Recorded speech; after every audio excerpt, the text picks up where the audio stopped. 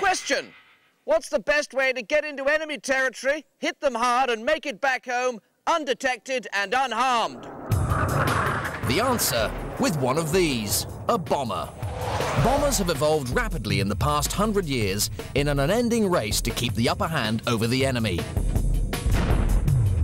But just exactly how have they become such crucial weapons in the theatre of war?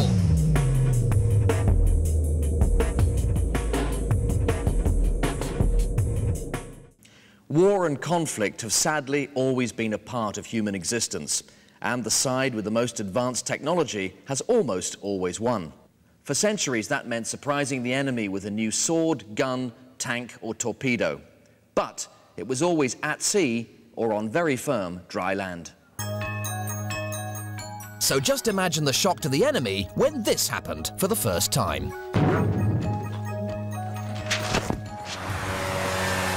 The first recorded bomb dropped by plane was dispatched in 1911 in Libya by an Italian officer called Giulio Gaffotti against enemy Turks, who described it as most ungentlemanly. Well, that's one way of putting it. It's hard to imagine today just what a radical new way of waging war this was at the time. After all, it was only a few years earlier that mankind had actually invented the aeroplane, or flying machine, as the Edwardians called these fine wooden cloth devices.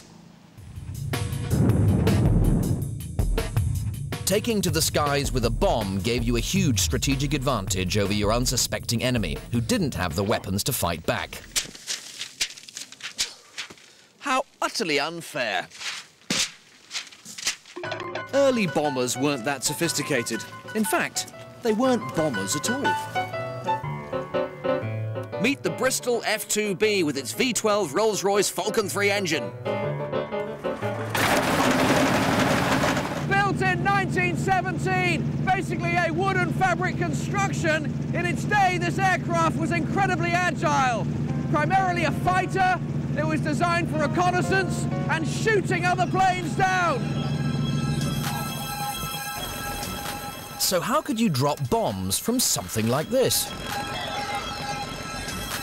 Well, flying nice and low on a clear day, you first had to find your target.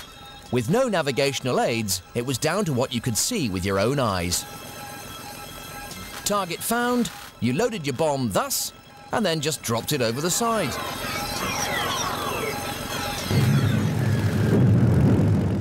That was all there was to it. Except that it proved incredibly difficult to actually hit anything. Let me illustrate. There's my target. Here's my bomb. Chocks away, Ginger. Bomb doors open and drop. Ah! The problem is that when you let go of the bomb directly over the target, rather than falling straight down, the forward momentum of the moving aircraft is transferred to the bomb. So it carries on flying in the same direction as you are, completely overshooting the target. Bomb doors open, Wilco. Bomb doors open. The trick is to work out just the right moment to drop it ahead of the target, taking into account that forward momentum. Well, as you can see, I scored a hit, but in the heat of the battle, it would all be a bit trial and error, let's face it. So the answer was to drop more bombs to improve the chances of a hit, a capability addressed by the first purpose-built bombers. Vastly improved engine power made a massive difference. This is a 1934 Hawker Hind, and its Rolls-Royce Kestrel engine produced 640 horsepower, which meant that the plane could be built more solidly out of metal.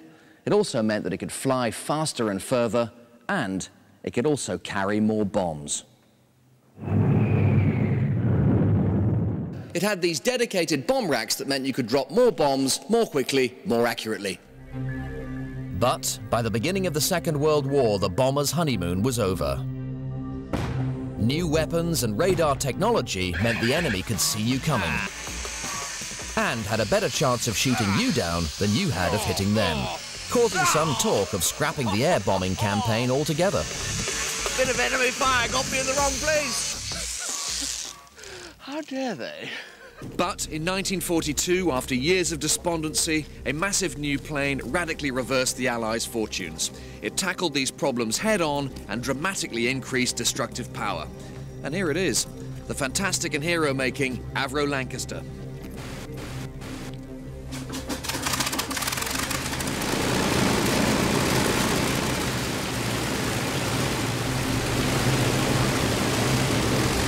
From its introduction in 1942 to the end of the war in 1945, over 7,000 fought their way through the skies.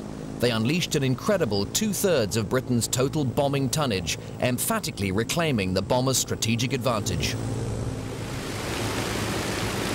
So how did the Lancaster manage to achieve all this? Well, first of all, an important ingredient was plenty of this.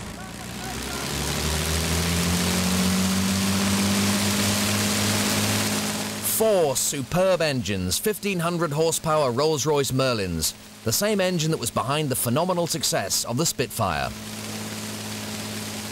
The 12-cylinder 48-valve Merlin has a capacity of 27 litres. These engines and 6 large fuel tanks gave the bomber a range of 2,000 miles at speeds of up to 275 miles an hour. And they enabled it to fly at an altitude busting 20,000 feet, helping it to avoid enemy flak. No longer was the bomber a fighter or ordinary plane modified for the task. The Lancaster was designed and built around its bomb bay. And what a bomb bay! 33 feet by 5 feet and able to carry a maximum of 22,000 pounds of bombs. It could also carry a range of different bombs, including these, weighing 4,000 pounds apiece. Enough to destroy an entire street. The massive tall boy bombs weighing 12,000 pounds. Ideal for taking out really large buildings like factories. Or one single 22,000 pound Grand Slam earthquake bomb, the heaviest ever produced. Which could penetrate 30 feet of concrete and were used to flatten reinforced military installations. With this massive payload, the Lancaster led a devastating new campaign of bombing. It was focused not just on traditional military targets, but also cities, factories, and civilians. The Germans responded with dramatic improvements to their radar, enabling bomber squadrons to be detected 100 miles away. As well as the tough all-metal airframe, helping the Lancaster and its crew reach the targets unscathed were its gunner positions. Fore, mid, And aft. These turrets were power swiveling, giving the guns incredible target tracking ability against more agile fighter planes.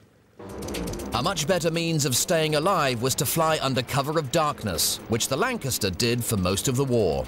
Unescorted day sorties over long distances were regarded as virtually suicidal. Night flying reduced casualties, but it made navigation and targeting tougher than ever. Imagine flying at 15,000 feet at 275 miles an hour and trying to locate and hit a target in complete darkness. It's called blind bombing, and it was something that everyone on night raids had to get used to. The principle was that if you knew where your target was on the map, you simply had to keep track of your own position so you'd know when you had arrived. Simple in theory, much tougher in practice. Traditionally, this was done by what's known as dead reckoning, based on speed, direction, and wind deflection calculations. The Lancaster saw the introduction of numerous electronic aids to improve this process, and the ultimate system was H2S, as fitted to this later Lancaster and identified by this pod underneath. It was radar-based and gave the navigator a pictorial image of the key landmarks ahead of and below the plane, helping him correct the course towards the target. Once the target location was established, the bomb aimer took over with the help of a computerized sight. The computer worked out the exact moment to drop the bomb, a bit like this. Right, here we go again. I'll be sliding down at around about 25 miles an hour. The target's about 50 meters away, and the bomb weighs around about 5 pounds. So, I reckon I'll need to drop around about 10 meters away from the target. Right, let's give it a whirl, shall we? Bomb doors open.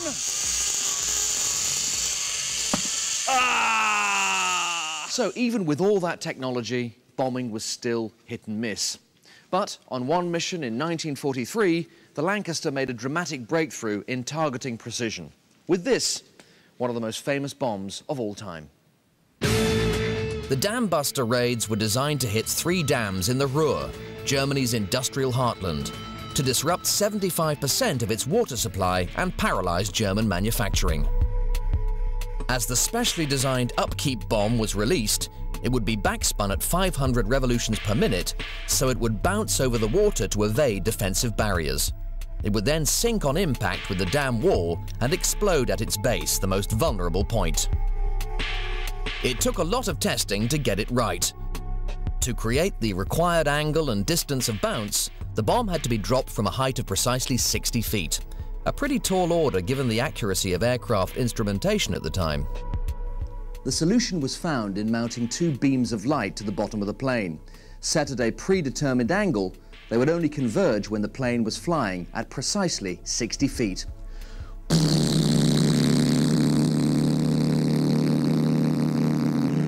Bombs away, Chalky!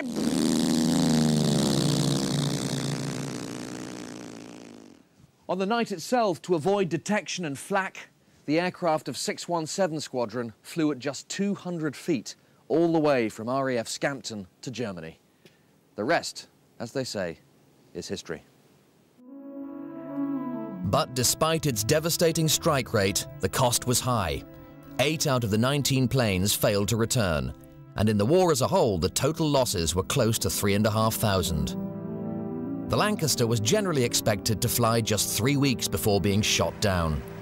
While it won lots of important battles, it didn't bring the war to an end. But this did.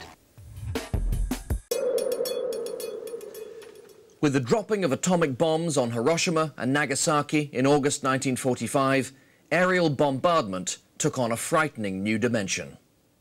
2 atomic bombs wiped out miles of human civilization, killing tens of thousands of people in seconds.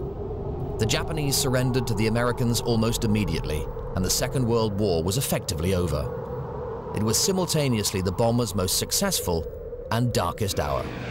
And a B-29 superfortress like this, albeit slightly modified, was the plane that carried that dreadful load.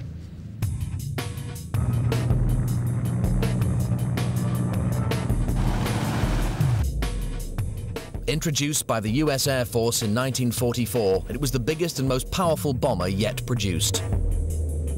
Most importantly, its extended range took aerial bombing from Europe to the Far East.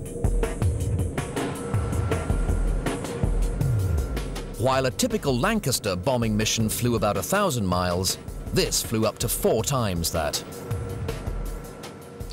The defining features of the B-29 all supported its longer range capability. A step up in power from its 4 engines to nearly 9,000 horsepower, 50% more than the Lancasters, meant that it could swallow up more miles more quickly. It also meant that it could fly at higher altitude, over 30,000 feet, to avoid the increased risk of fighter attack on longer flights. That altitude is the reason for the plane's massive wingspan of 141 feet, larger wings being needed to keep the plane flying in thinner air. But the air at these altitudes isn't just thin, it's 50 degrees below freezing. So the B-29 became the first bomber to be pressurized to seal out the cold air and maintain a comfortable cabin pressure for the crew. At the time, it may have been the biggest bomber ever made, but it still feels pretty cramped in here. Once in flight, there wasn't much moving around. The substantial crew of 11 pretty much had to stick to their stations for often 18 hours. The best view in the house, sensibly enough, was from the cockpit, housed in what looks and feels like an aerodynamic greenhouse. There were no manned gunner turrets on the B-29. Instead, it had 10 remote-controlled guns which could be operated from within the aircraft, helping to reduce crew casualties. But the B-29's bomb aimer still had a pretty vulnerable position right here in the nose. And initially, he would have operated in a very different way to his British counterparts on the Lancaster. Because of the huge civilian casualties, the Americans initially didn't favour the area bombing strategy of the British, preferring instead to hit more precise industrial targets. This called for precision targeting, and a new computerized bomb sight invented by a Dutchman called Carl Norden. And this is it. It works in a similar way to the Lancasters, using data on altitude, flying speed, direction, terminal velocity of the bombs and wind speed to calculate the precise moment the bomb should be released. But this went a step further.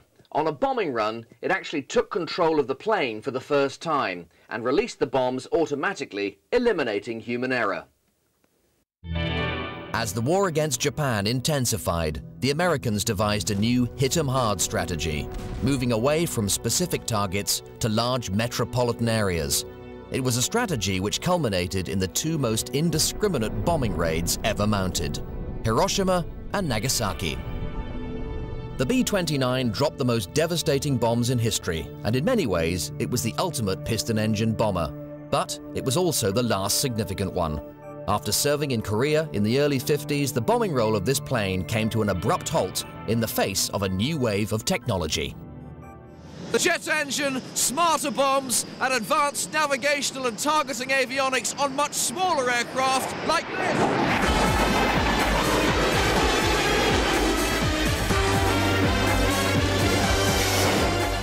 The Tornado GR4 is an incredible piece of kit that demands highly skilled pilots. These chaps take 4 years and cost millions of pounds to train. This jet marks yet another revolutionary rethink of bomber design. Gone is the massive size, the high altitude flying, and the huge bomb loads. With a modest 45 feet wingspan, this bomber is smaller, much faster, and mind-blowingly agile. So, after decades of getting bigger and bigger, how is it that bombers have suddenly shrunk back to a size similar to their oldest ancestors? The main reason is survival. Traditionally, high-altitude flying was the way to stay safe. But to survive long-range missions in a world of more sophisticated radar, ground-to-air missiles and supersonic fighters, the Tornado's strategy is to fly low and fast, underneath the radar. And if it is detected deep in enemy territory, the Tornado has plenty more in reserve. Getting away from your enemy remains the primary defense. And that requires extra power in bucket loads. The Tornado's two Turbo Union RB99 jet engines power it to supersonic speeds of up to 1,452 miles an hour, and the engine's 9,000 pounds of thrust can be boosted to 14,000 pounds using afterburners. But brute power on its own is not enough.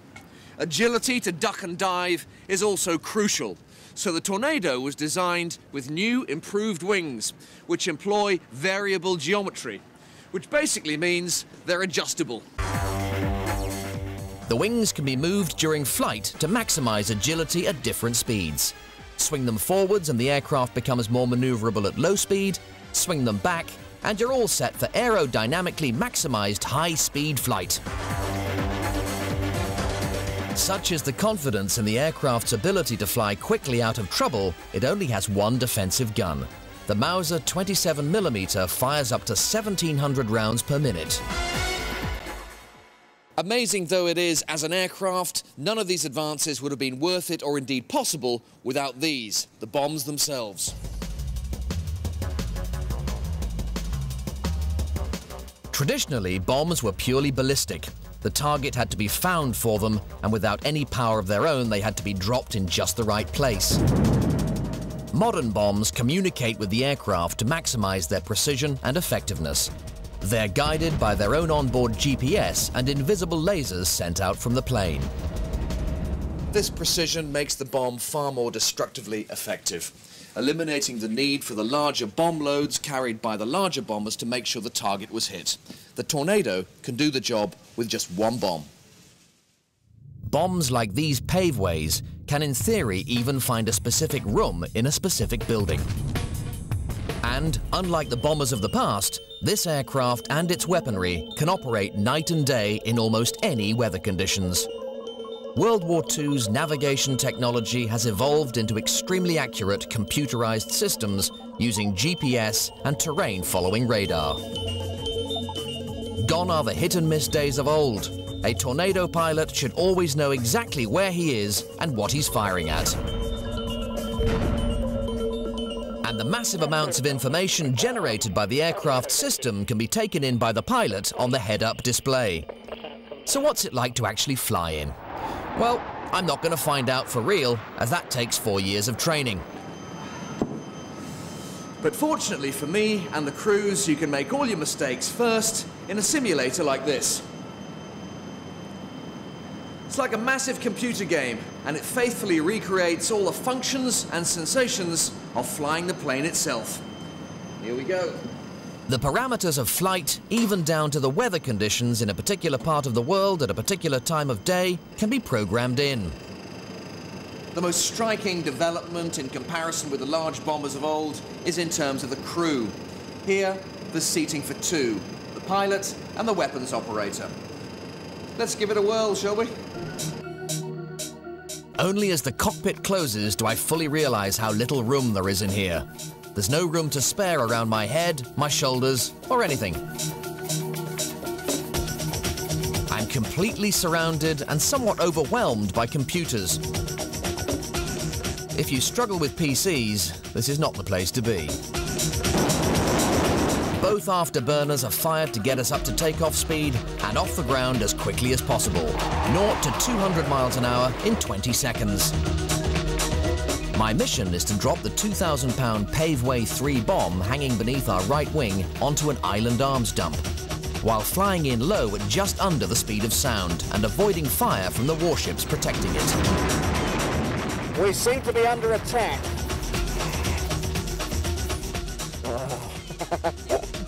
Yes, we like that. There's some feisty people down there who don't like us. As we bank into the attack, the Tornado and the pilots within it are pulling 4 Gs. So the crew wear special G-suits to stop them blacking out. As the aircraft banks round, the suits tighten, stopping too much blood flowing to or from your brain. The target is located off the right wing. My job is to lock the laser onto the target, which guides the bomb to it. Bombs away! With the massive G-forces, massive speeds and onboard technology, the modern bomber takes its pilots right to the edge of their mental and physical abilities. A far cry from the wood and string machines that first lumbered into the air less than 100 years ago.